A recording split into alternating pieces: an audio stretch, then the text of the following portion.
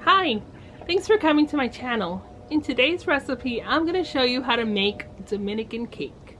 If you haven't guessed, I am from the Dominican Republic, and we Dominicans take our cake so seriously, and we're very particular about our cake. And it took a while to get the recipe right, so I really did not want to share this video, but I'm going to. If you are a foodie like me and you love moist cake, you are gonna love this recipe. I'm making this cake because tomorrow is my daughter Zoe's birthday and she wanted Dominican cake, and if you know about Dominican cake, you'll know how delicious it is. So I've tried to make this video really explicatory and explaining every step that you'll need to follow. It takes practice, and I've tried a lot of recipes, but this is the one that I think is the best one. So I hope you enjoy. Hit the like button and subscribe if you want to see more videos like this, and enjoy. There is a glimmer, a hint of hope that keeps me strong, and as it brightens, I know it's here that I belong. In a new land, far from where I used to know, with the warm sun. Now I'm going to separate my dozen eggs. I need to separate the egg whites from the yolks because I'm only going to be putting 12 egg yolks into my batter, and then I'm going to whip up 5 egg whites for the batter, and then 7 egg whites are going to be reserved for my frosting, which I'll make the following day. So I am measuring out the egg whites for the frosting as 8 ounces of egg whites, and that was approximately a total of 7 egg whites. So I wanted to explain that and make that clear in the video.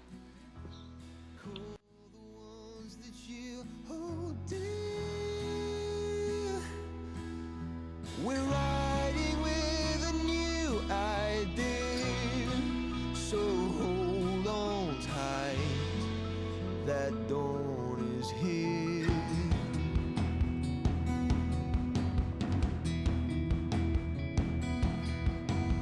We need each other almost as much as solar sparks. Now that we've prepped all of our ingredients, we are going to start making the cake batter.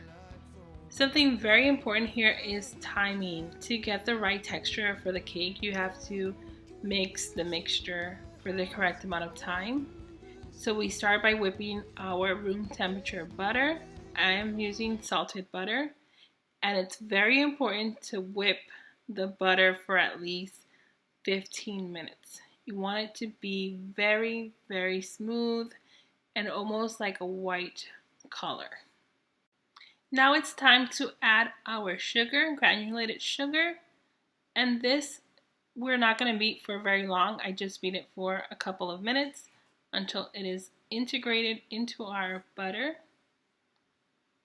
And because I'm using a regular mixer, I don't have a commercial size one, I have to stop every so often and mix the batter with a spatula just to make sure that none of the stuff that's on the sides is getting left out, so that everything is getting incorporated. I'm going to add in our 12 egg yolks one by one until they are fully used up in the batter. It does seem like a lot of egg yolks, but it's how the recipe is. It's almost similar to a pound cake. You have a pound of butter, a pound of sugar, a pound of flour, and a dozen egg yolks. And again, I'm scraping the sides so that it's all getting mixed in, and I'm going to mix it up for a few more minutes until I add in the dry ingredients.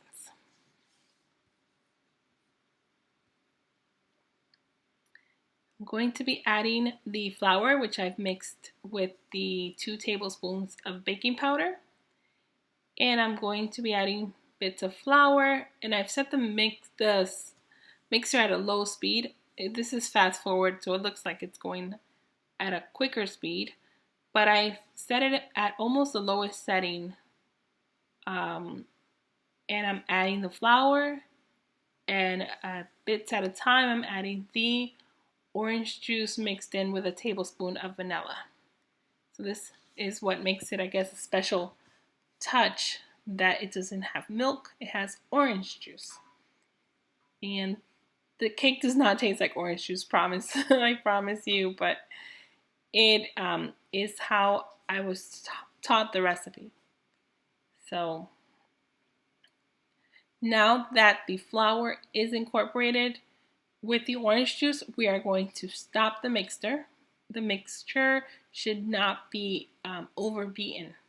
So that's very important. The rest of the process, we're going to do it by hand. That's right. Remember our egg whites that we separated? Those 5 egg whites? We're going to beat the egg whites into a fluffy cloud, and this is what's going to give our cake this airy and light feel and rise to the cake. So it's really important that you do this. You can mix it by hand, but it'll take forever, so I just used the hand mixer.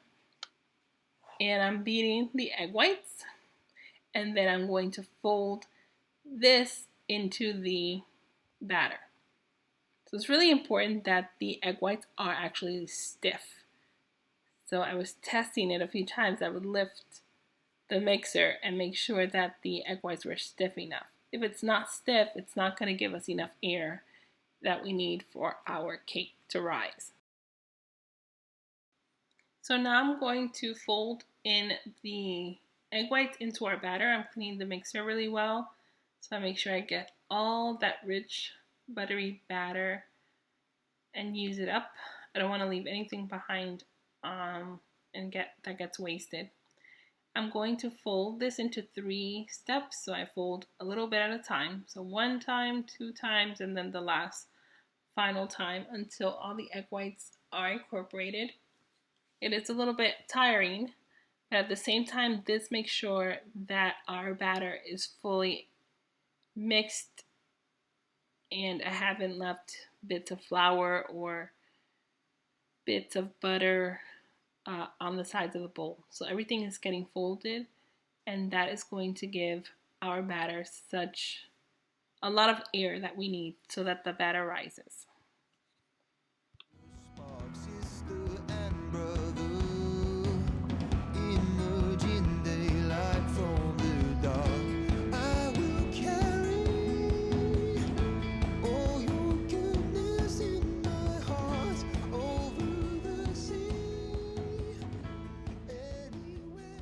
Now our batter is ready, and we're going to put it into our molds. As you can see, I have greased my mold, and I am weighing the batter on each pan so that I make sure that they are both evenly distributed. So I'm just using my scale, and I can pour in the same amount of batter in the pan, and that's going to give me more even layers.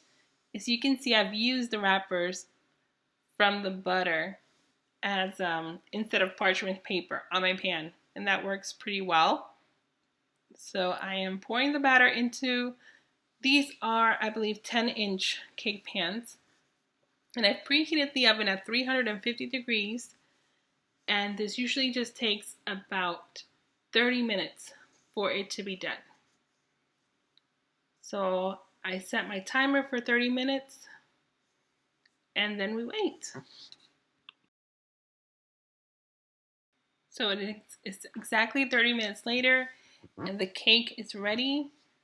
I am going to do the old-fashioned testing it with a toothpick.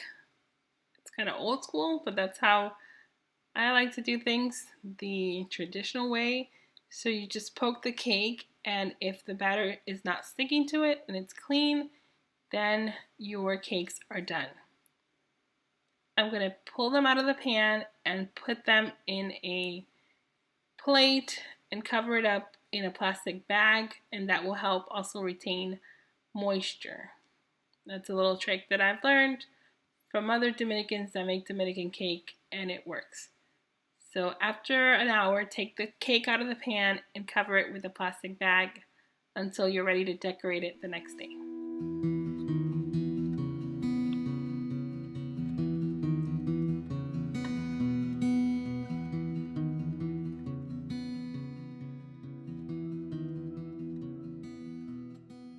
Hi, it's the next day, and now we're gonna finish our yummy Dominican cake. So I have our cake here. This is the first half, and we are gonna fill it up with dulce de leche, which you can make, but I just buy it in a can from the brand Nestle, and it's milk-based caramel. It's so good. Usually Dominicans fill it up with pineapple filling or guava filling or coconut or chocolate or pastry cream, all sorts of fillings that you can imagine. But this is my child's favorite, so this is the one that we're going to do today. I want to make sure that it's all covered before we put on the second layer of this cake. Oh my god, doesn't that look delicious, you guys? It's so yummy, this thing. Really decadent and rich caramel.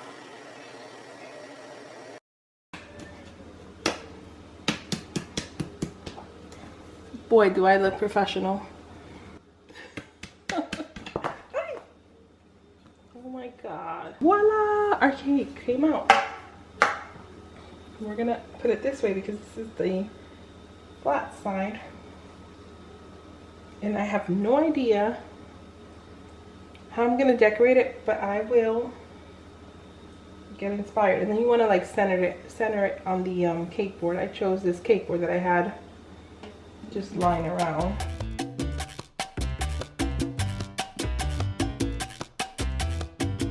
So now we're gonna make our frosting, which is also known as Italian meringue. We don't use a butter-based frosting like you do with buttercream.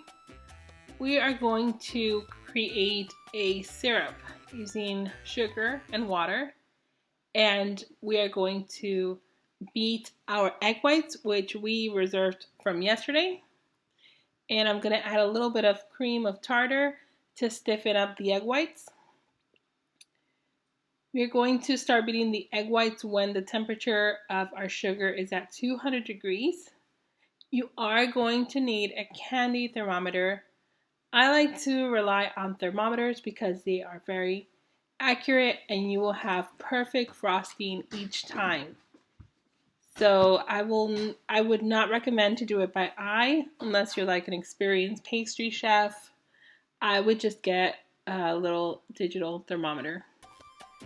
So we're going to beat our egg whites, and once the egg whites are stiff, we are going to add our syrup, which is at the correct temperature, which is at 240. You notice here I did not add the syrup yet because the egg whites were still not completely stiff. If you add them in when it's not stiff, you're gonna get a loose frosting and it's not gonna be good. We are going to drizzle in our syrup a little bit at a time. Just a nice steady flow of syrup. You do not want to dump the whole syrup in at the same time because it will not get incorporated into our egg whites. So you're going to drizzle it in slowly until you have used up all of the syrup.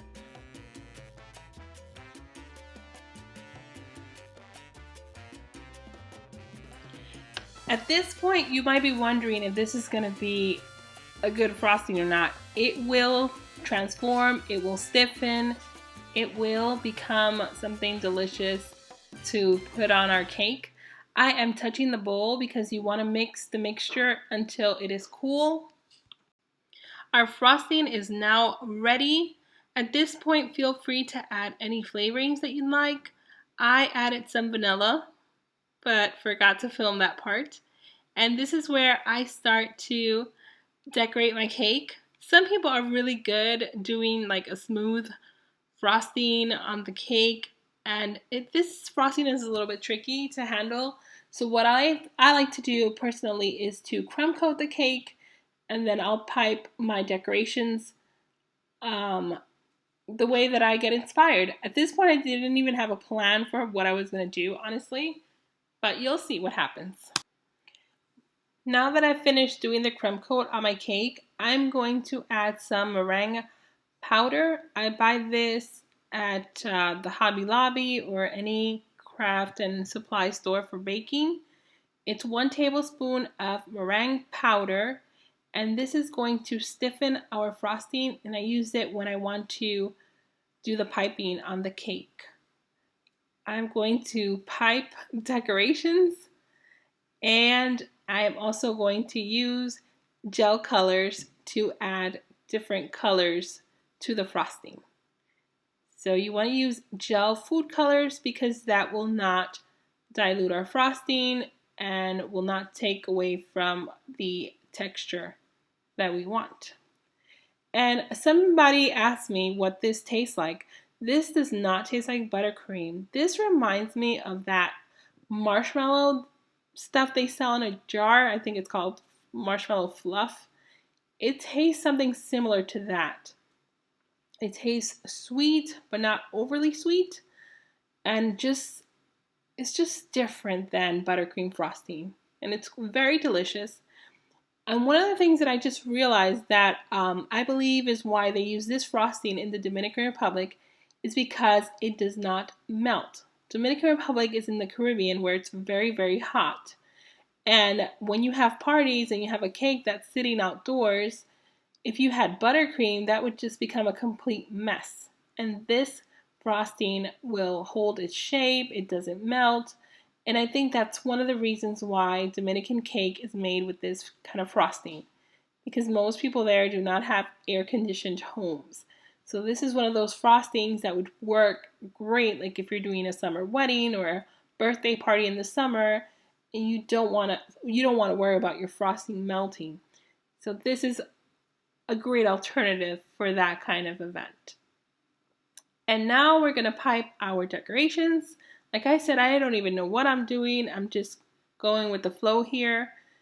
This is to your preference. Get creative. Do any of the colors that you'd like.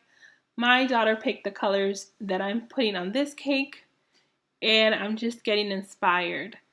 And this does not have to look like a professional did it. I am not a professional chef, and everything that I've learned has been from watching shows on like the Food Network, the British Baking Show, just random shows and YouTube videos, and just going with the flow. So I just encourage you to try, and practice makes perfect.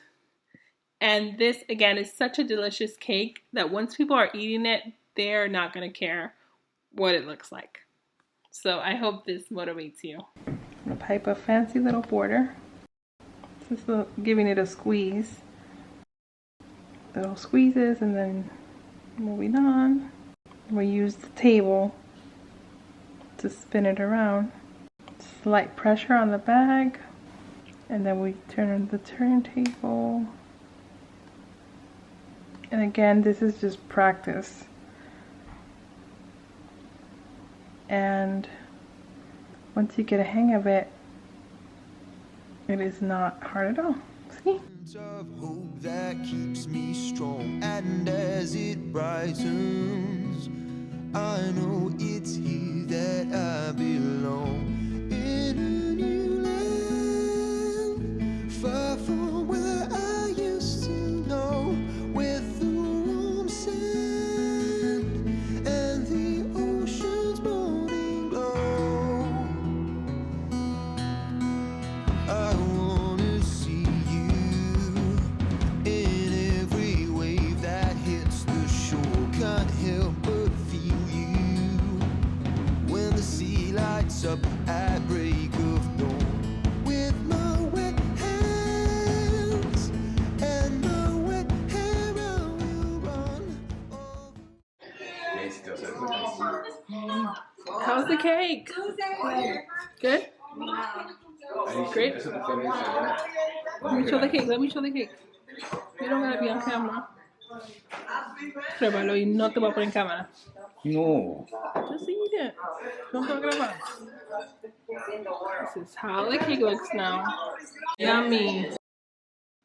Thank you so much for joining me to make this recipe, and I hope you subscribe and like this video and tune in for the next one. I love to cook, and this was so much fun to show and make.